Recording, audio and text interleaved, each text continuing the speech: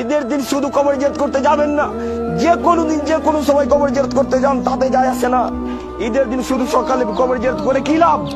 বাপ দিন রাত আশা করে থাকে আমার বেটা কখন আসবে আমার কবরের কাছে। বাপ মা দিন রাত আশা করে আমার সৎ ছেলের সৎ মেয়েরা কখন আমার জন্য দোয়া করবে। ওই বাপ অপেক্ষায় থাকে যে আমার সৎ ছেলেরা সৎ মেয়েরা আমার জন্য দোয়া করবে। বেটা তো সৎ নয়, বেটা তো দিন রাত ক্যারাম বোর্ড খেলে, বাপের জন্য কিভাবে দোয়া করবে? বাপ অযোগ্য পিতা ছিল। বাপ বলেছে বেটাকে, বেটা তুমি মাদ্রাসায় পড়ো না, বেটা তুমি যাও কাজে যাও, তুমি অন্য কাজ করো। তো ওই বেটা বাপের জন্য দোয়া করবে না ক্যারাম বোর্ড খেলবে? ওই বেটা তো ক্যারাম বোর্ড খেলবে, বাপের জন্য দোয়া করবে না। বাপ মাকে সতর্ক হওয়া উচিত, ছেলেকে সুশিক্ষায় শিক্ষিত করা উচিত।